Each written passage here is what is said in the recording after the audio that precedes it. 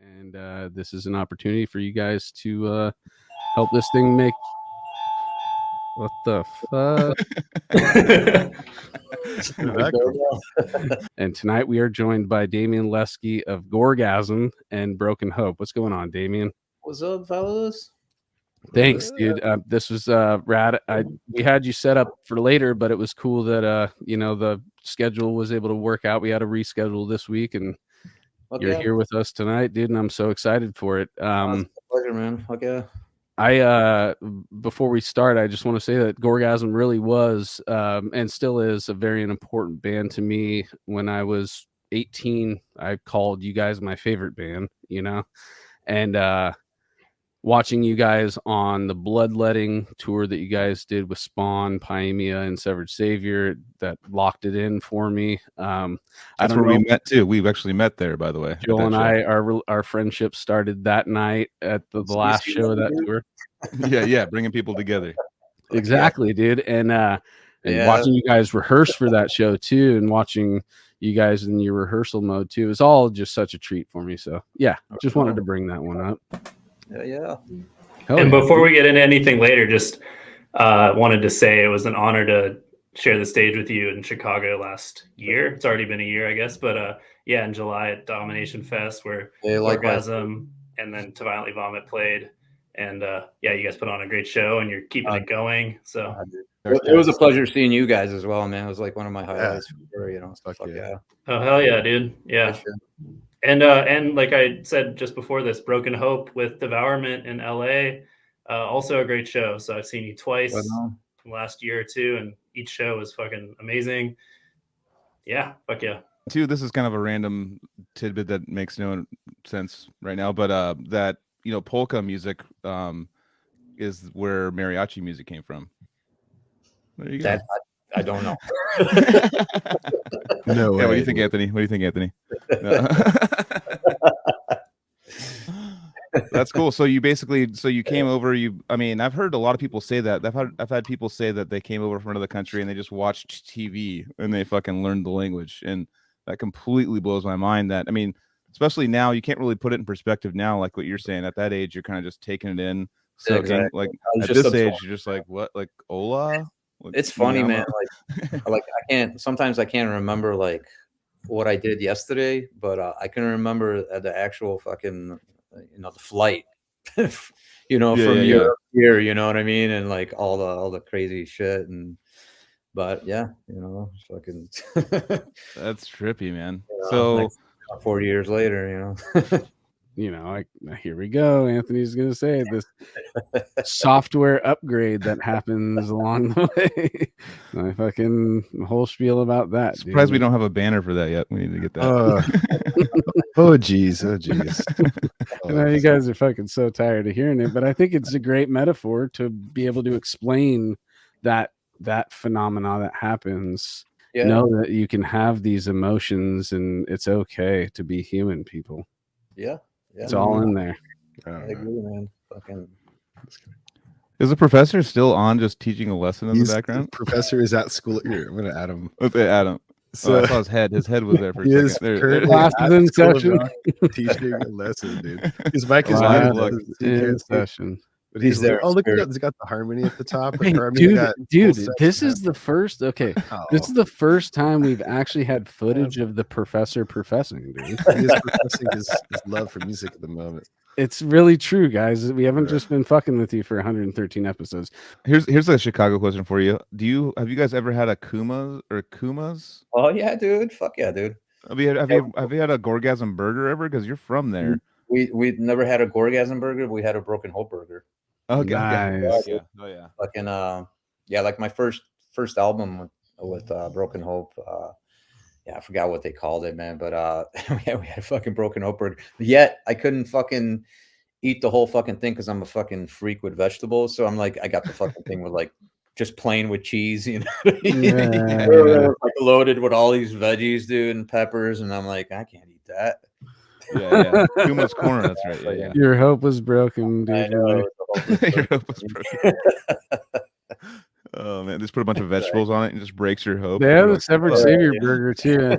I forget what was on it, but it was kind of almost like a breakfast burger or something. It had like a They had fried a egg decrepit on it. burger Oh, too, yeah, and I don't remember what it was. That shit's fucking bomb, dude. I love Yeah, that's egg awesome. on It's fucking burger, there's fuck multiple yeah. locations, right? There's like it's not just There is Chicago. now. I've been to 2 of them. I haven't been to there's one like downtown, but the OG one is like the best one. Mm-hmm.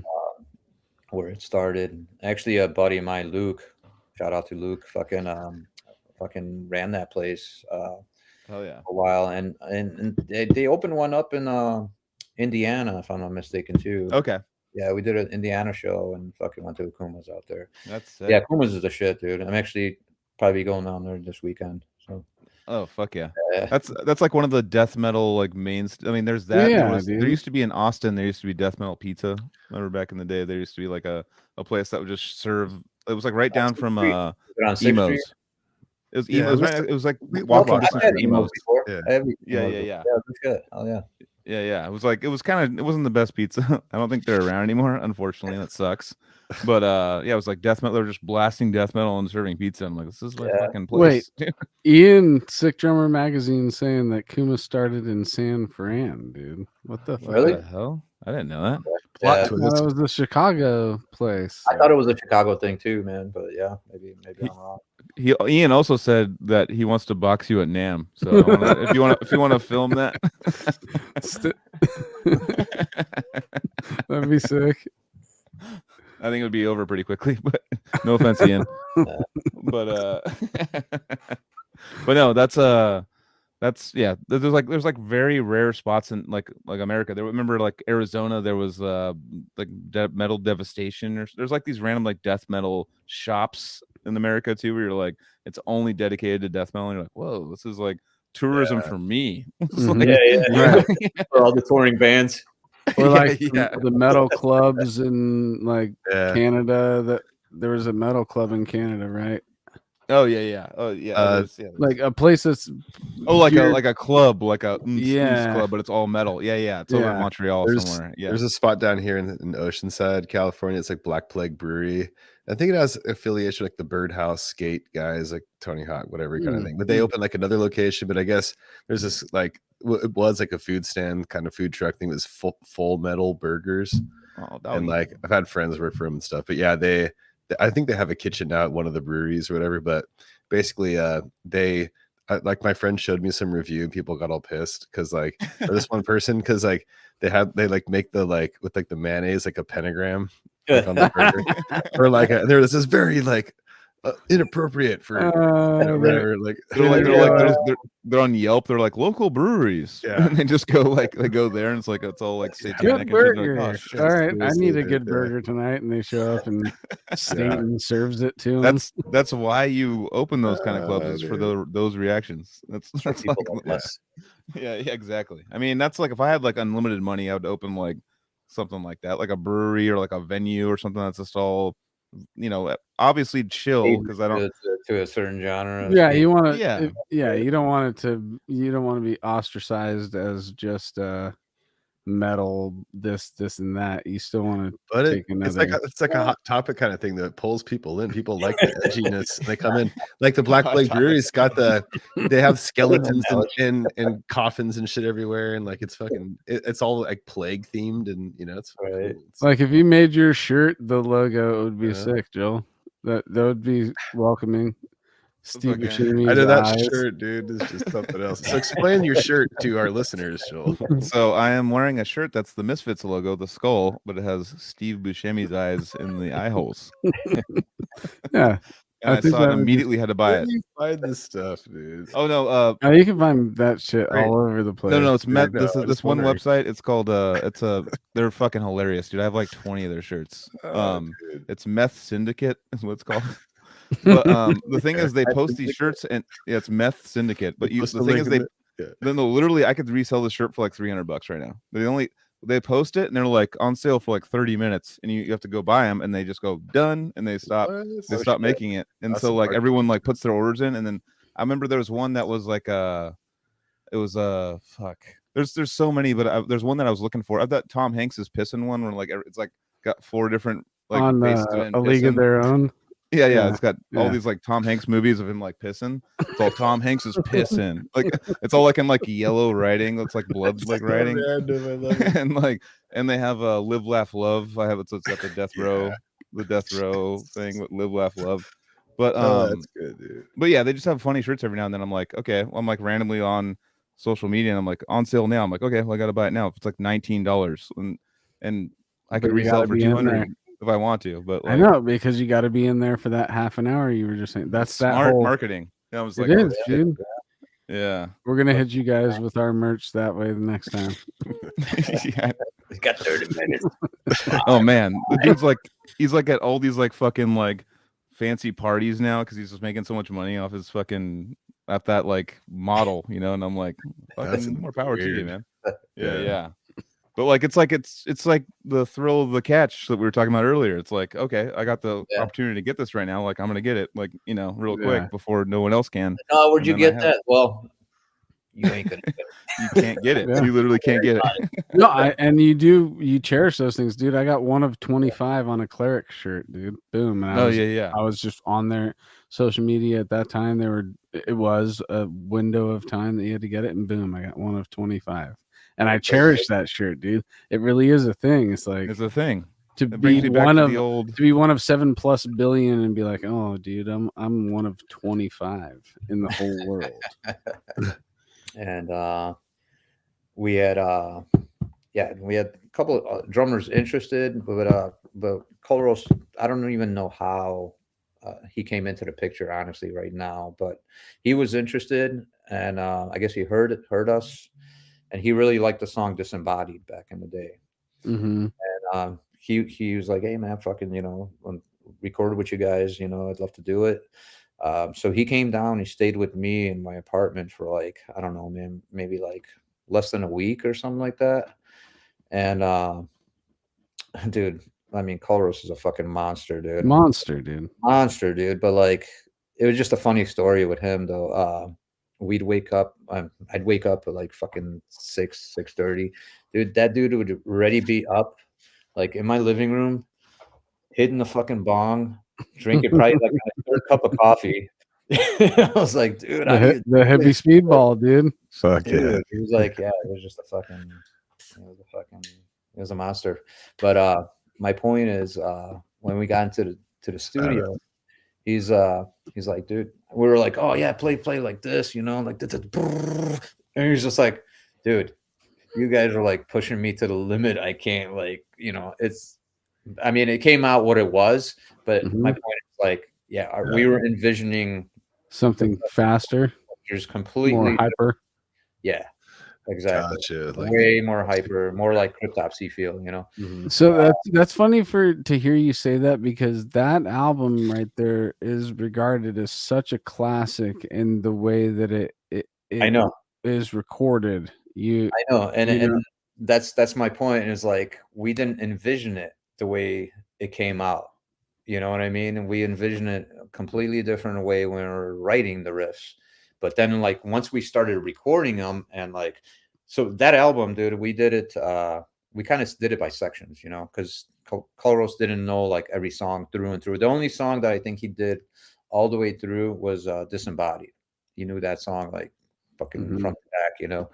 And but the other songs were like kind of just do like, you know, half kind of deal. And it worked out perfect, dude. And like, you know, long story short, fucking you know, couldn't be more proud of that album. It's got a fucking it's got a field and vibe of its own, and it kind of like restructured our thinking of my buddy Dan Kenny and we would listen to that just as much as we would listen to Pearson Within, just as much as we would listen to Cranial Impalement.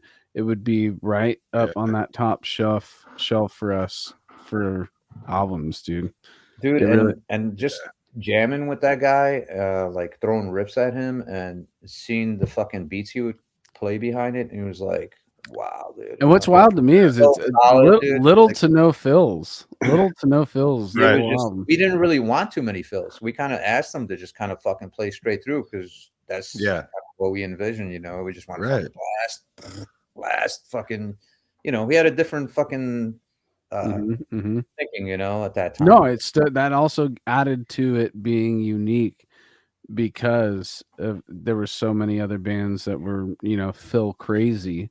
Yeah, And then you have this just straightforward. sounded very precise, calculated album, which is Bleeding Profusely and Cole Ross on drums. It was a massive hit, dude. That album front to back is just a killer one, dude.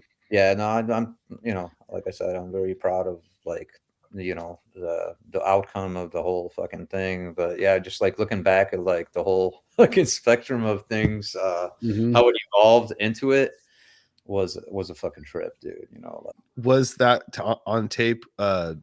Bleeding Profusely, was that recorded on tape or No? No, it wasn't. Stab Wound, maybe. What was that? Oh, the Stab Wound EP, maybe. Was there something where you did ADAT? Or we like did Stab One was ADAT. Okay, Okay, ADAT. Okay, interesting. Well, that's And then the demo probably as well. yeah. Yeah. Even Oh, ADAT, like recording back then, like how, like what was that like compared to like nowadays? Obviously, you know. Dude, I remember like our demo we actually recorded at a friend's, actually one of Russ's friends basement. He had like a, you know, like a recording studio there. And yeah, we just had to fucking nail it, you know, try to nail it. It's fucking one take. You know? Yeah. It's kind of like the old Ruchan school of thought.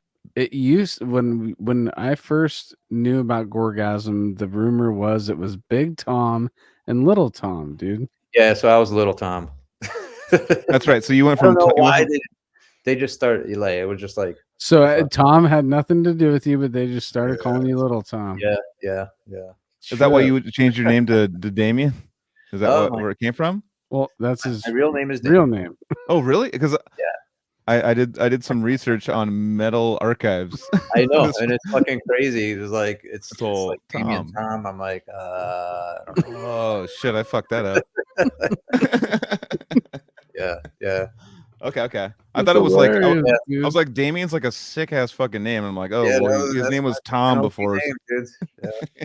He's like, his name was Tom, so he's like, how about call me Damien, dude, the Yeah, son dude. of Lucifer? How about I that? think that we need to stop using Metal Archives as a source of I know. information, Yeah, they're a dude. little off on that one. I know. Anything personal sounding, just not even take it. Well, I literally ran here. I came here from work and like was like, oh shit, like I listened to like Gorgasm early in the week a bunch, and then I was like, okay, well, oh yeah, Broken Hope and stuff. Let me just throw up Metal Archives on this other screen and just like have it be like a reference. And it's all, I know. it's all. I mean, it's all, it is unfortunately like probably the main source if you wanted to be one-stop shop thing when it comes to It's metal. like Wikipedia. It's like Wikipedia. It's like Yeah, might not be right, but like it's just because it says But that's funny how people it's all like it's all guitar vocals as Tom.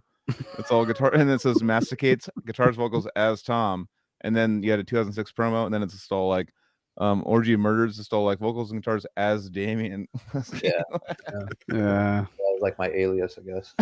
I know.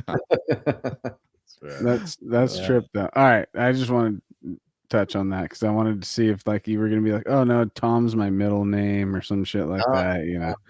I was like, yeah, it was just like a fucking thing, just carried over. It was just like you said, I was like, Oh, yeah. So talk about the broken. So is that roughly around the same time in the timeline though, right? yeah, fucking. So I think Did you hear about they needed somebody or yeah, they hit me up fucking, yeah, right around that same time. I think when we got back from that tour, yeah, I think it was right around the time we got back from the Defeated Sanity tour. Yeah, they had asked me if I, you know, fucking be interested in doing vocals, and I'm just, you know, I was always a fan of Broken Hope, and we're Totally. a Chicago band, you know, we're like fucking, you know, kind of like neighbors, you know. And I was like, yeah, fucking dude, I'd definitely be down to try out, you know, and see if I can cut it, you know. It's not like I knew I was going to be in, you know. I was just like, well, I don't know, man. Some big shoes to fill, you know. So exactly. you know, so yeah, just stemmed from there, man. Fucking Nice. Nice, dude. Excited So to about bring it. it back to the gasm real quick, so I just wanted to make a couple of comments, which is, and to hear you talk about the in the bleeding profusely era, what you guys had envisioned with like the speed aspect of the record and not fully getting it. um I can tell after listening to Orgy of Murder and Destined to Violate that is where that's the pocket you guys were trying to be in 10 years before that, with your statement. And you really do notice that, even if you want to go chronologically through the whole Gorgasm situation, 96 demo, stab wound, bleeding profusely, there is this exponential increase in speed. I mean, obviously with Orgy and Destined to Violate, the speed it's harder to move past that because it's so fucking fast on Orgy, Yeah. so you guys kind of hit that upper threshold of speed with those two records. I just wanted to tie that into what you guys wanted to do in the bleeding profusely era, and then finally be able to achieve it. And what you guys were doing once you finally were able to achieve it it really was exciting because, when those records came out, I was not so much. We were talking earlier about phases that we go through. I wasn't really paying attention to underground death metal as I am now and have in other times in my life, and so I didn't really pay attention to those two records when they came out. But lo and behold, Cali Death Podcast forces me into something, makes me realize, like, yo, you missed something here, dude. You love this band so much in the first half of this discography. Here's two other great albums that you just totally missed because you went through a different phase, but now you're back coming through it again, and this is something that you're sweeping up that you missed. And I'm so actually very happy that I had a connection with those two records this week because they are very good records, and it is crazy to hear Gorgasm at that speed too, by the way. And there's new aspects too. You guys did explore different avenues that Gorgasm wasn't doing previously, but still kept the essence of what you guys were doing the whole time, Yeah, and to your point, like, so, like I was saying earlier, with the whole bleeding profusely, like, well, we heard cryptopsy and we were just like, oh, that gravity blast is like titties, holy fuck. But after it came out, like, it changed our perception of like doing. Obviously, you'll never hear a gravity blast on a fucking Gorgasm album. We probably never will because I just don't envision that anymore. You know what I mean? Like we don't envision it as a whole. It's just, I don't know. We're like, the formula that we got now is the formula that sticks and it works and feels right. You know what I mean? And obviously, like, yeah, there's little transitions. Stab Wound was an entity of its own. It's kind of like where it started.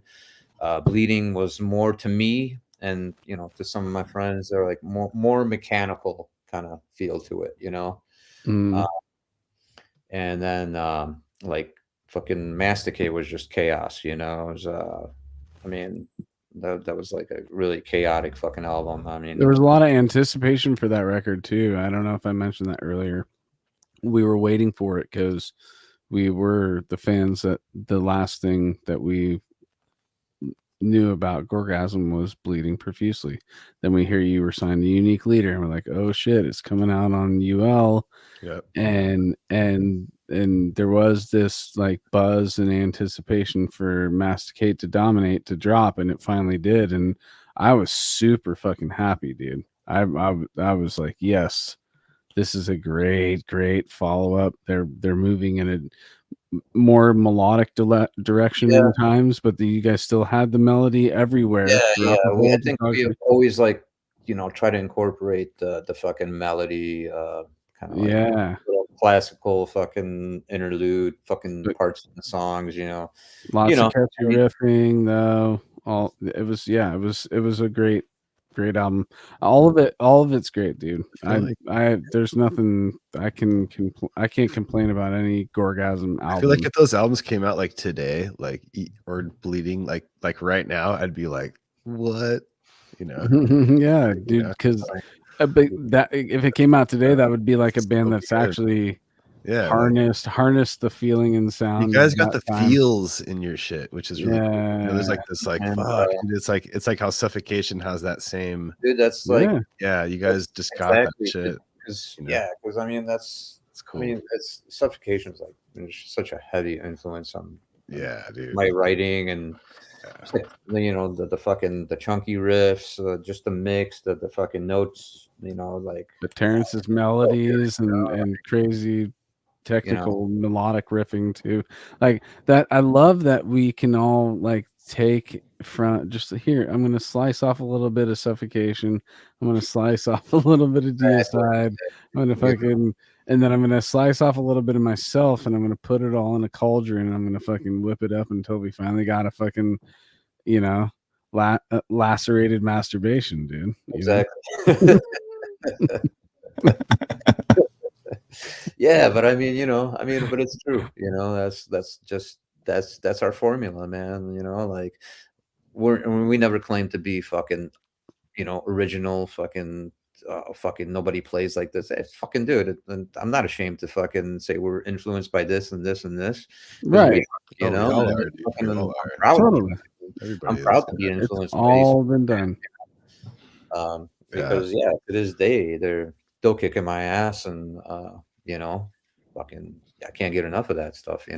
So That's the thing too. But it's like you have your favorite meal, right? And there's all these ingredients to your favorite meal, but you can switch up ingredients. You can, do all that, or you can there's this one meal, this specific meal that's cooked this very specific way that that's the way it's got to be, dude. And that's an album to me, dude. Like I go front to back on an album, and this is I'm going to eat bleeding profusely right now, dude.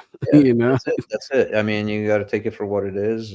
Yeah. That's what we wrote at the time. That's what we were feeling at the time, the vibe, and that's how it came out, man. And then that's just like every album, it's a progression. I don't think we're ever gonna step out of that fucking comfort box too much, where it's gonna be not Gorgasm. It's always gonna push the envelope, but it's always going to be, you're always going to know what to expect with our shit. Like even the new shit we're writing now is like, it's fucking chaotic. It's fucking violent, but it's still fucking Gorgasm, and it's still brutal as fuck. I can proudly say, Fuck yeah, dude. Is Matt Kilner gonna do drums on the new record? Oh yeah. Sweet. He's got his work cut out for him. How did he's a monster, dude. He's fucking he's gonna do it justice. I already know it, man. So how did you guys originally hook up with him? Actually, dude, fucking through Sasha, my other guitar player. Yeah, fucking he toured Sasha's with rad. Yeah, he's the man. He fucking he vouched for Matt, and fucking I watched some of his stuff, and I watched his iniquitous deeds, and I was like, yeah, dude, it's like you can definitely do it. What we're looking for, and more importantly, dude, he's a fucking great guy, fucking good chemistry, humble. That's huge. Good talker, he's a hard worker, fucking hard player, and that's the only, that's the main fucking expectations that anybody that's in this fucking fold has got to fucking have. Yeah, I was Definitely scared shitless having to perform drums right after Matt. At that show. He did double duty, man, too. Fucking Cerebral. Yeah, that was a fucking rad time. Hung out with him that fest. Hung out with him since. Dude, man, he fucking, we've been on a bunch of tours together already, and you know, I know what to expect from him, and I know Matt's never gonna let me down, you know, with that. This is really rad, dude. Thank you so much, brother. My pleasure, man. We'll keep in touch, dude, for sure. Have a good night, guys. Everybody else have a great one. We'll see you next week.